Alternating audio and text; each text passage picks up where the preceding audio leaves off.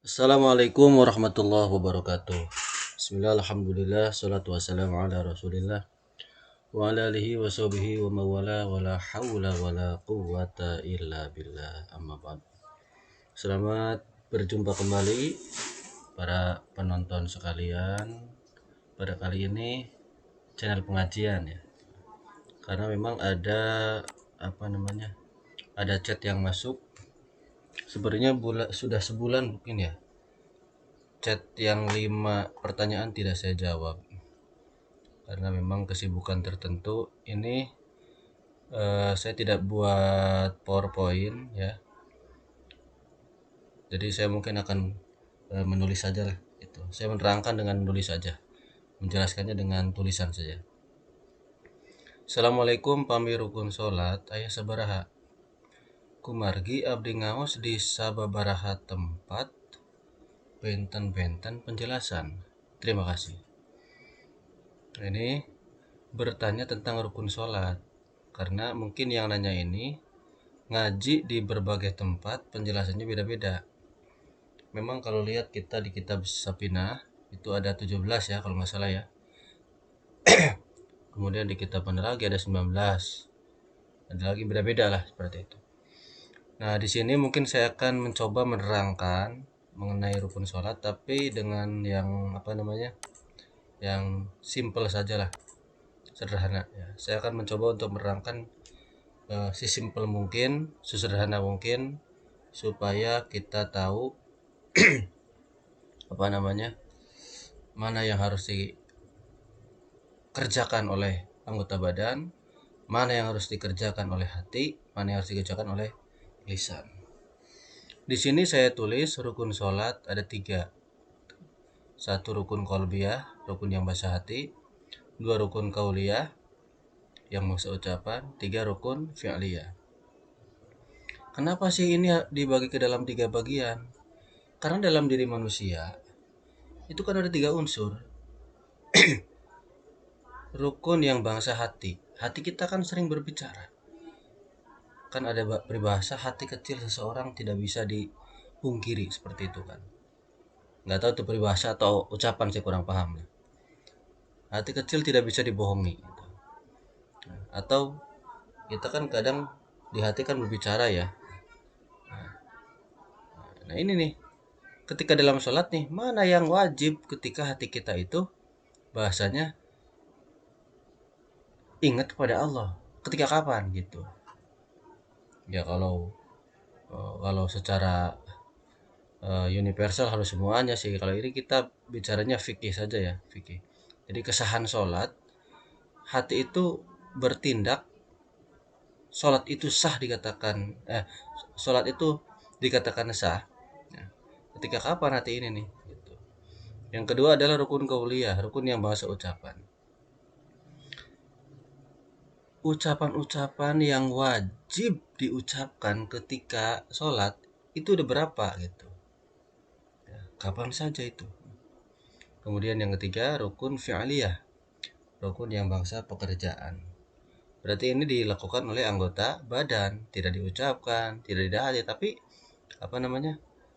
yang harus dikerjakan oleh anggota badan kita, baik tangan, kaki ya, seluruh tubuh ini nih.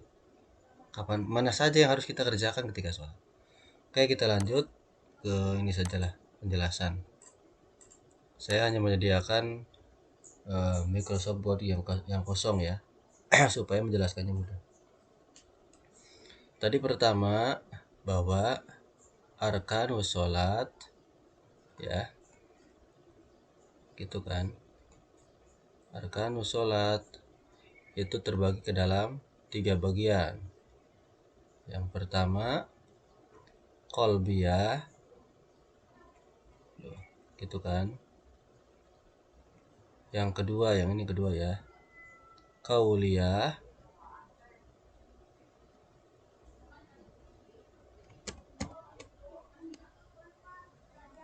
Gitu kan. Yang ketiga fi'liyah. Seperti itu. Nah, ini hati, ucapan dan perbuatan.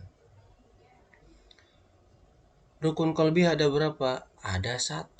Awas, ada 1 ini. ada satu, yaitu adalah an-niat. Ini tulisannya jelek saya nih. Pen tabletnya masih mending spidol ya.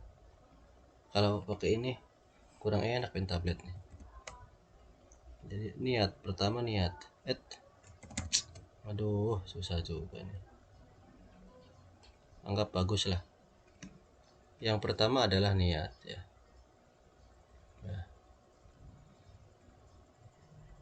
niat itu kapan? Ketika sholat. Niat itu berbarengan dengan takbiratul ihram. Awas nih. Berbarengan dengan takbiratul ihram. Jadi ketika kita mengucapkan Allahu Akbar dari mulai huruf alif sampai ro, alifnya Allah dan akbarnya ro, Allahu Akbar. Disitulah tempat kita berniat.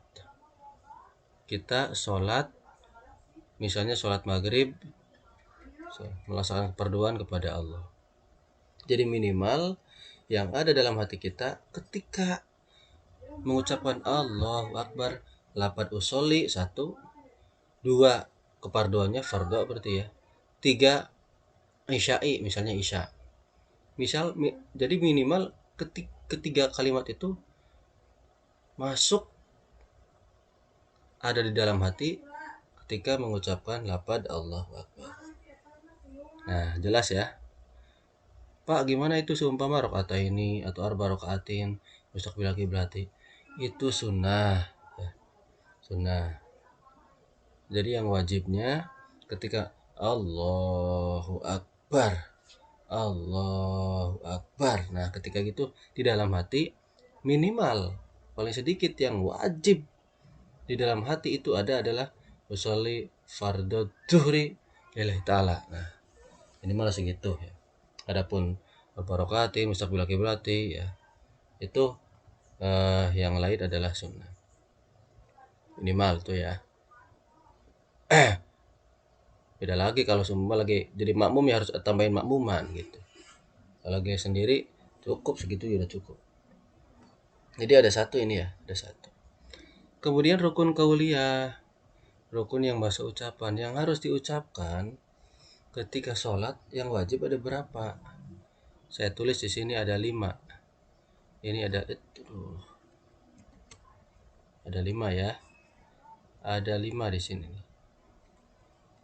Jadi yang ini 1, ini 5. Apa saja yang 5? 1. Membaca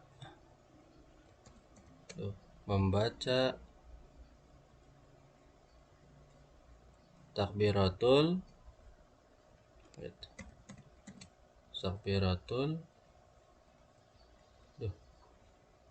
ihram gitu ya. Membaca takbiratul ihram.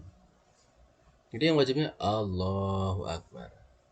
Nah, ini dibaca ketika awal sholat supaya gampang menghafal ya.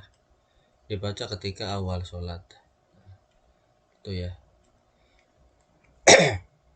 Yang kedua, qiraatul Fatihati fi kulli rakaatin. Saya singkat aja lah.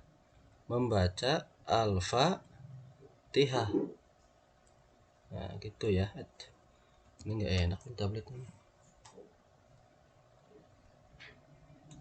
Nah, gitu ya. Membaca Al-Fatihah ini fi kulli rakaatin ya. Nah, fi kulli rakaatin. Jadi bacanya setiap rakaat. Bahasanya tengah-tengah lah, tengah-tengah. Mulai dari mana sih? Oke, ulang lagi lah. Ini yang satu takbiratul ihram, itu lafadznya harus Allahu Akbar. Awas. Saya tidak akan bertele-tele lah. Jadi nggak boleh Akbarullah, nggak boleh Allah Maha Gede, nggak boleh. Allah Ageng nggak boleh. Asomadul Akbar seumpama. Asomadu Akbar. Nah, apalagi Ar-Rahman Akbar nggak boleh. Pokoknya nggak boleh diganti-ganti. Ini paten harus Allahu Akbar. Titik. Yang ini Al-Fatihah, ya, ini ada 2 versi ini ya. cuman kita ngambil yang madhab Syafi'i saja. Bacaan Al-Fatihah mulai dari bacaan Bismillahirrahmanirrahim. Saya tulis ini ya. Mulai dari Bismillahirrahmanirrahim ya. Sampai kemana bacaannya? Sampai ke waladolin ya. Nah, gitu. Jadi bacaan Al-Fatihah itu mulai dari Bismillahirrahmanirrahim sampai waladolin. Yang wajibnya itu ya.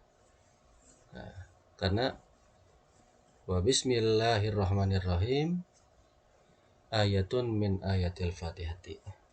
Bismillah termasuk dari ayat Fatihah. Itu yang wajib. Kemudian yang ketiga adalah, saya tulis yang ketiga, yang keempat supaya mudah diingat ya, yang kelima supaya ngapalinnya enak ya. 3, 4, 5 qiraatut tasyahudi, saya singkat aja lah.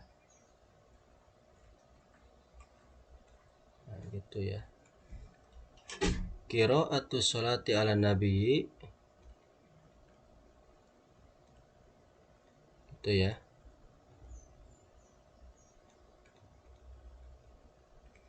Qiraatus salami itu ya. Yang ini yang tiga-tiganya dikerjakan akhir sholat itu ya, dikerjakan di akhir sholat. Kapan itu? Ketika tahiyat akhir. Bacaannya seperti apa? Oke, kita tasyahud itu bacaannya mulai dari at-tahiyatul sampai wa asyhadu anna Muhammadar Rasulullah. Sekali lagi, bacaan tahiyat itu adalah at-tahiyatul mubarakatus sholawatut thayyibatu lillah. Assalamu alayka ayyuhan nabiyyu wa rahmatullahi wa barakatuh. Assalamu alayna wa ala ibadillahi sholihin. Asyhadu an la ilaha illallah wa asyhadu anna Muhammadar Rasulullah. Nah, itu bacaan tahiyat ya. Nah, kenapa sih? Secara arti apa sih? Tasyahud itu kan bersaksi. Jadi sebenarnya ini bacaannya hanya bacaan asyhadu an la ilaha illallah, asyhadu anna Rasulullah. Tapi mayoritas para ulama ini cara mengartikan di kitabnya qiraatut tasyahudi maca tahiyat. Bukan maca tasyahud ya, tahiyat. Artinya berarti membacanya mulai dari at-tahiyatul. Artinya apa sih? Penghormatan kepada Gusti Allah. At-tahiyatul mubarakatuh shalawatut thayyibatu lillah. At-tahiyatu utawi pira-pira penghormatan, al-mubarakatuh utawi pira keberkahan, as-salawatu utawi pira rahmat, at-tayyibatu utawi pira kebagusan, iku lillahi tetap kagungan Allah. Yang pertama kita menghormat kepada Allah dulu. Assalamualaikum ya nabiyyu. Kedua kita hormat pada kanjeng Nabi warahmatullahi wabarakatuh, gitu kan. Kemudian yang ketiga, assalamualaikum wa ala ibadillahi sholihin. Salam kepada kita semua dan kepada hamba-hambanya Allah yang soleh. Udah berbanyak itu. Para sahabat, para ulama, para muslimat, pokoknya yang soleh termasuk itu ya. Terus setelah itu kita baca asyhadu alla, baca tasyahud. Nah, jadi sempurnanya seperti itu ya. Jadi bacaan tasyahud itu, ulangi lagi, yang wajib dibaca mulai dari at-tahiyatul ya sampai wa asyhadu anna Muhammadar Rasulullah. Saya singkat ini aja ya, singkat. Ya, tuh. Singkat begini. Kemudian membaca sholawat kepada Kanjeng Nabi. Ini minimal segimana? Ya minimal Allahumma sholli ala sayyidina Muhammad, minimal. Nah, minimal. Atau sallallahu ala Muhammad, minimal segitu boleh.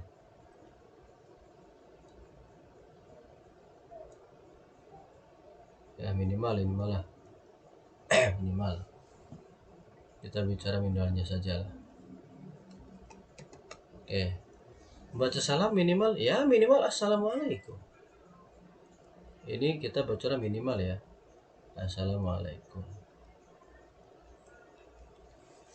Jadi misalnya ada mu'alaf nih, orang yang baru masuk Islam. Dia hanya bisa ini baca Allahu Akbar, terus Fatihahnya bisa, terus tahiyatnya bisa misalnya. Baca salat bisa, baca salam bisa. Jadi misalnya dia contoh ya, misalnya salat duhur. Allahu Akbar. Terus baca Bismillahirrahmanirrahim sampai waladhdallin. Rukunya diam. Seumpama ini mana? Rukunya nggak baca, diam. Tidaknya diam, dia nggak baca. Sujudnya diam, dia nggak baca. Duduk di antara sujudnya dia diam, nggak baca. Sujud lagi dia diam, nggak baca gitu. Terus sampai rakaat kedua dia nggak duduk tahiyat awal, langsung berdiri lagi. Kan biasanya kita rakaat kedua kan duduk tahiyat awal, itu ya. Baca tahiyat dulu, dia mau nggak, langsung berdiri lagi.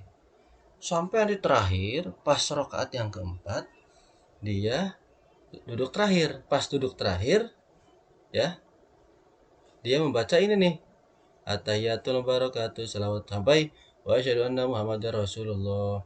Allahumma sholli ala sayyidina Muhammad. Assalamualaikum. Udah, sholatnya dikatakan sah. Nah, ya, tanpa membaca surat, tanpa membaca tasbih, sholatnya dikatakan sah secara fiqih. Karena ini yang 5 ini adalah rukun qauliyah, rukun yang wajib dibaca ketika sholat. Ya. Ini akhir sholat maksudnya ketika julusul akhir ya, ketika julusul akhir. Nah, gitulah, saya julusul akhir nih, takutnya ini salah persepsi. Ketika duduk terakhir maksudnya, duduk terakhirnya mau tawaruk, mau iftiros, terserah ya. Awas nih. Jadi bukan berarti yang saya ucapkan di sini, yang penting baca segini aja lah, ya tidak. Berarti kalau gitu bacaan-bacaan ketika kita sholat banyak sekali yang disunahkan. Artinya banyak sekali pahala yang kita dapat ketika melaksanakan sholat. Banyak ya, seperti baca ta'awud, baca doa iftitah, baca surat, baca tasbih, subhanarabbiyal a'la, subhan adimi, itu kan kedua tahiyat awal. Wah, banyak lagi. Itu banyak pahala-pahala di dalamnya. Yang wajibnya cuma segini, yang wajib dibacanya. Oke, ulangi lagi. Rukun qalbi ada 1, qauli ada 5. Kemudian rukun fi'liyah. Ada berapa rukun fi'liyah? Itu ada 13. Oke, karena ini nggak cukup, saya ntar dulu, takut ada yang kelewat penjelasan. Ini tahiyat tadi sudah ya. Salawat minimal Allahumma sholli ala Muhammad ya. Allahumma sholli ala Muhammad atau sallallahu ala Muhammad ya, minimal lah. Nah iya, salam, saya lupa tadi, salam. Jadi baca salam itu ya minimal assalamualaikum, minimal. Tapi kan kita disunahkan membacanya sampai warahmatullah. Assalamualaikum warahmatullah. Itu kan sunnahnya. Kalau di sholat jenazah sunnahnya sampai wabarakatuh. Sholat jenazah itu. Nah, ini biar paham dulu. Ini baca salam tanpa menoleh, tanpa nengok kanan, tanpa nengok kiri, dia diem aja. Kan yang dibaca ini mah, bukan gerakan. Sekali lagi ini adalah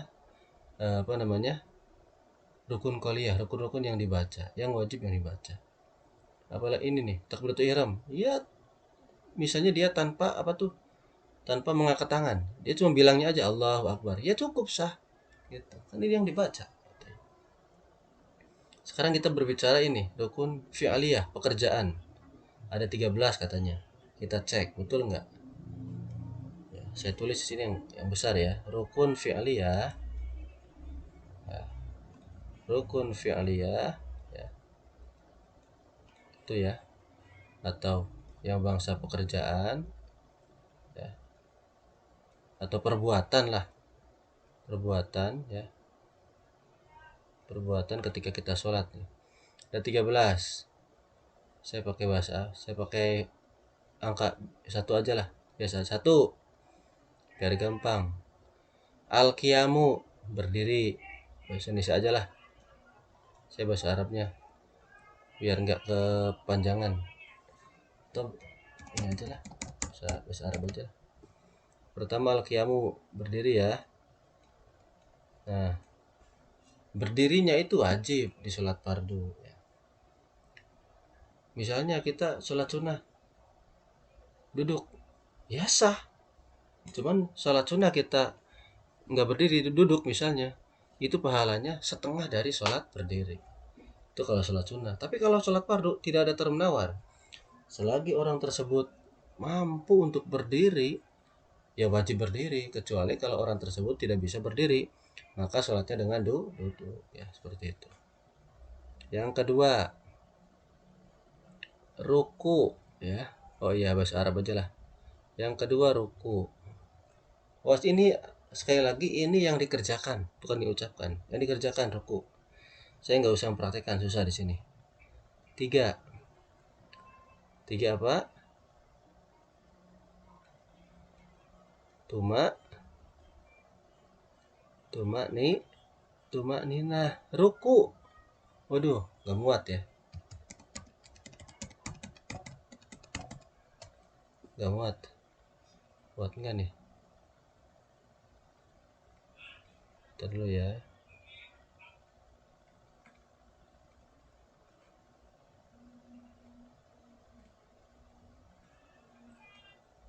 Tuma nina ruku. Awas nih, tuma nina itu adalah sukunul a'doi ba'da harokatin biqadri subhanallah. Tuma nina itu adalah diamnya seluruh anggota badan ya, setelah bergerakan diam seluruh anggota badan diam. Kira-kira diamnya itu kira-kira bacaan subhanallah. Jadi ketika ruku ya diamnya yang wajibnya mah gitu loh, diam. Jadi jangan goyang-goyang. Ketika itidal ya diam tangannya sampai diam, jangan goyang-goyang. Kalau saya tulis begini kepanjangan ya, udah saya singkat aja lah. Kemudian itidal ya.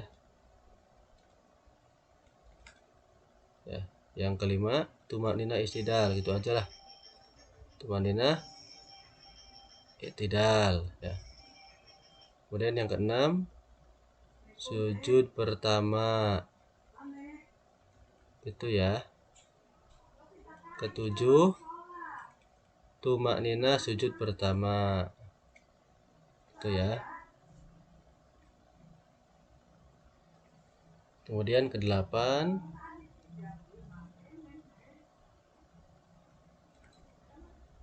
duduk di antara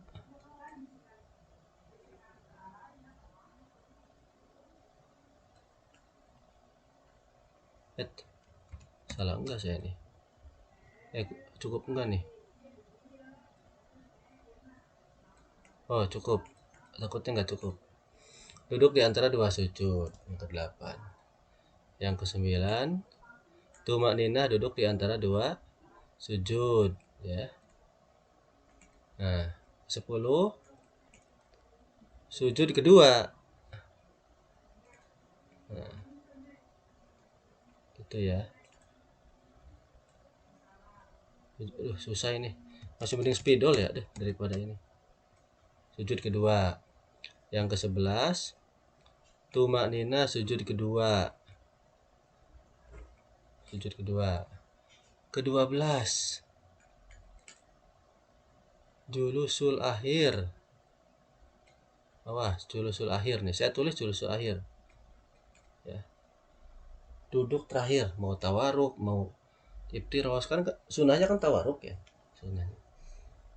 Yang ke-13 tartib itu ya. Tartib. Nah, itu. Berurutan dari mulai berdiri, ruku sampai duduk terakhir. ini harus berurutan. Ada 13 kan? Tuh, pas.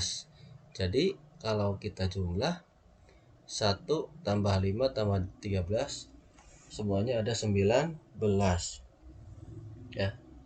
Nah, ini adalah rukun-rukun sholat yang harus dikerjakan oleh hati, ucapan, dan perbuatan. Oke. Jadi sebenarnya ini sudah jelas ya. Islam itu sangat indah sekali. Ini kalau misalnya ada mu'alaf, orang yang baru masuk Islam, ya tadi katakanlah dia hanya bisa bacaannya cuma segini doang nih. Bacaannya tuh simpel kan, nggak bisa baca suratnya simpel. Bahkan ini pun nih apa tuh ada yang mengatakan, ada juga pendapat tapi ya kurang pati masyhur ya, masalah tasawuf ini beda pendapat nih, tapi saya nggak berani, saya nggak pegang kitab, takutnya salah. Jadi saya supaya enak jelasnya ini aja lah, saya nggak jelasin yang panjang-panjang. Pokoknya misalnya mu'alaf nih, dia hanya bisa segini saja ya, segini saja nih bacaannya, maka sholatnya sah. Atau ini rukun qalbiyah contohnya, dia dari awal ketika Allahu Akbar itu minimal ingat kepada Allah ketika takbiratul ihram, niatnya itu. Tapi setelah takbiratul ihram misalnya nih, dia ingat ke pekerjaan, dia ingat ke kekasihnya, dia ingat ke hal-hal duniawi, apapun, sholatnya tetap dikatakan sah. Sekali lagi, sholatnya menurut fikih tetap dikatakan sah ya. Oh, seperti itu. Cuman bukan berarti seperti ini. Sholat kata Pak Romli katanya, yang penting pas takbiratul ihram ingat pada Allah, itu syarat fikihnya sah. Syaratnya memang gak ingat pada Allah nggak apa-apa lah. Ya jangan begitu. Itu secara fikih. Ya awas nih. Itu di kitab apa sih? Ihya, dan kita dulu buluk maksudnya. Ihya lah yang jelas. Sholat itu yang dihitung, yang dicatat oleh malaikat raqib ya, itu hanya yang ingatnya saja, maksudnya yang ingat pada Allah. Contoh, misalnya orang itu sholat, ketika takbiratul ihram dia ingat sampai ke sujud pertama, dia ingat pada Allahnya. Jadi rakaat pertama dari takbiratul ihram sampai sujud pertama. Setelah sujud pertama, duduk di antara dua sujud sampai tahiyat dia nggak ingat pada Allah. Maka yang dicatat itu adalah ya tadi yang ingatnya saja, yaitu dari takbiratul ihram sampai sujud pertama. Misalnya ada orang sholat, misalnya dia itu ingat pada Allahnya ketika takbiratul ihram sampai bacaan Fatihah, ya segitu yang dicatat. Atau ada lagi, misalnya ada orang yang sholat takbiratul ihram dia ingat ya karena wajib, terus bless setelah takbiratul ihram pikirannya ngawang-ngawang, ya terus ingat lagi pada Allah ketika tahiyat akhir misalnya tuh, ya itu yang dicatat oleh Allah ya. Oleh malaikat raqib, ya itu yang dicatat sholatnya, ya itu segitu. Nah, jadi awas ya, sekali lagi ini adalah batasan-batasan fikih, namun tetap kita harus bisa memaksimalkan kualitas sholat kita dengan cara ketika kita sholat, meskipun rukun qalbiyah ada satu niat nih, ingat pada Allahnya ketika niat ya takbiratul ihram, ketika niat bareng dengan takbiratul ihram, tapi kita usahakan ingat pada Allah mulai dari takbiratul ihram sampai salam. Itu yang pertama qalbiyah ya. Yang kedua masalah qauliyah, meskipun yang diwajibkan hanya takbiratul ihram, Fatihah, tahiyat, sholawat, salam, ya bacaan yang lain dibaca, baca suratnya dibaca, syukur-syukur yang panjang dibacanya ya, jangan sampai bacanya yang pendeknya. Aduh, kan baca Quran itu yang lebih baik adalah ketika sholat. Sok baca Quran di waktu yang lain selain sholat, bacanya duduk kan, tapi ketika sholat kita bacanya berdiri, maka ini yang paling baik. Jadi bukan berarti begini nih, kita baca Quran berdiri aja lah. Ya di luar itu ya nggak sunnah. Yang lebih ditekankan itu membaca Quran berdiri itu ya ketika sholat. Ketika di luar sholat ya harus duduk. Sunnahnya menghadap kiblat. Makanya bacaan Quran yang paling utama, yang besar banyak pahalanya itu adalah ketika sholat. Makanya kan apa tuh, itolatul qiyami khairun min taksiri rakaati. Memperpanjang berdiri ketika sholat, memperlama berdiri ketika sholat lebih utama daripada memperbanyak rakaat. Misal contoh, ada orang yang sholat 2 rakaat, dia baca suratnya panjang sekali ya, Baqarah atau apalah ya. Misalnya sholat 2 rakaat itu dia menempuh waktu setengah jam ya. 2 rakaat itu 2 rakaat sholatnya, atau jangan banyak-banyak lah ya, setengah jam lah atau 20 menit lah ya. Sholat dia 2 rakaat 20 menit 2 rakaat, atau kata setengah jam lah, nggak apa-apa lah ya, 2 rakaat itu setengah jam. Kemudian temennya sholat berapa rakaat ya, satu sholat misalnya 5 rakaat ya, 30 bagi 5 6 ya. Misalnya temennya sholat 12 rakaat selama setengah jam seumpama. Ini bandingannya lebih utama sholat yang 2 rakaat daripada yang 12 rakaat. Kenapa? Karena yang 2 rakaat itu dia meitolatul qiyam, memperlama atau memperpanjang berdiri ketika sholat itu ya. Itolatul qiyam khairun min taksir rakaat. Pertama, Fatihah tadi jelas ya, tahiyat, salawat, salam. Oke, di tengah-tengah ini akan ada bacaan ya, seperti tasbih. Awas nih, subhana rabbiyal a'la wa bihamdihi. Bahkan di kitab apa sih, Tarul Qulub kalau nggak salah, Tanjurul Qulub ya, orang yang tidak membaca apa tuh tasbih ketika sujud, saya agak lupa nih, maka gugur syahadatnya. Makanya di sana adalah sunnahnya muakkad, ditekankan sekali ya. Artinya gugur syahadatnya apa, kesaksiannya nggak berlaku nanti di hari kiamat. Daripada gugur ya dibaca gitu. Tapi ini sangat fleksibelnya Islam, hukum syariat. Ini nggak dimasukkan ke apa namanya, ke rukun qauliyah, nggak dimasukkan kan ya. Coba. Ini kan kalau mu'alaf kan hanya mengajar segini kan, belajar segini kan simple, ya nggak terlalu banyak tuh. Artinya yang syahadat tadi, yang apa namanya tasbih tadi, subhana rabbiyal a'la, itu dimasukkannya ke hukum sunnah qauliyah masuknya ya, ke sunnah qauliyah.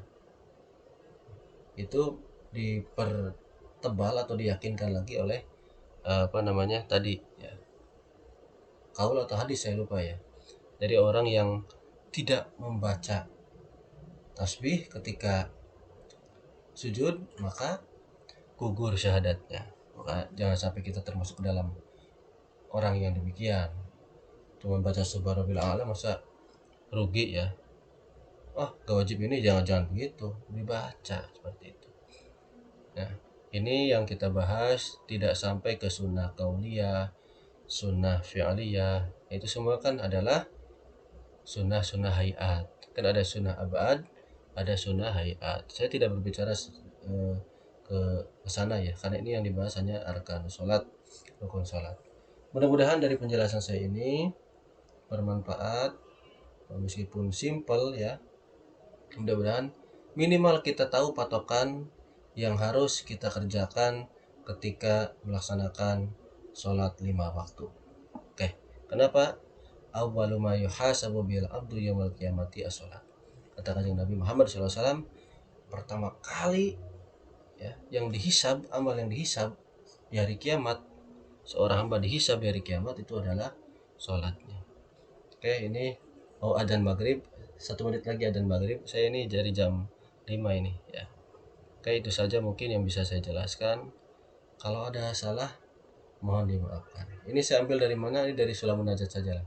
Dari kitab Sulamun Najat, saya ingat karena masih hangat lah. Meskipun ngajarnya dulu ketika tahun 2000 berapa ini tuh, 2015 ini tuh ya, 2015 atau 2014 yang ngajarin ini, ngajar anak santri ya, angkatan kedua ini. Kan angkatan pertama saya ngajarnya Bahjatul Wasail, angkatan kedua saya ngajarnya ini ya, seperti itu, masih ingat lah. Oke, itu mungkin yang bisa saya jelaskan. Silakan kalau ada salah, mohon untuk saling mengoreksi, tapi insya Allah ini benar ya, benar. Saya nggak pakai Sapina, saya nggak pakai apa namanya eh, kitab-kitab yang lain, tapi insya Allah tidak terlalu melenceng karena ini merupakan rangkuman. Kan kitab Sulam Munajat ini merupakan penjelasan dari kitab Sapina gitu ya, seperti itu. Ini harus diingat ya, Qalbiyah 1, Qalbiyah 5, Fi'liyah 13, mudah sekali. Wallahul muwaffiq ila aqwamit thoriq. Wassalamualaikum warahmatullahi wabarakatuh.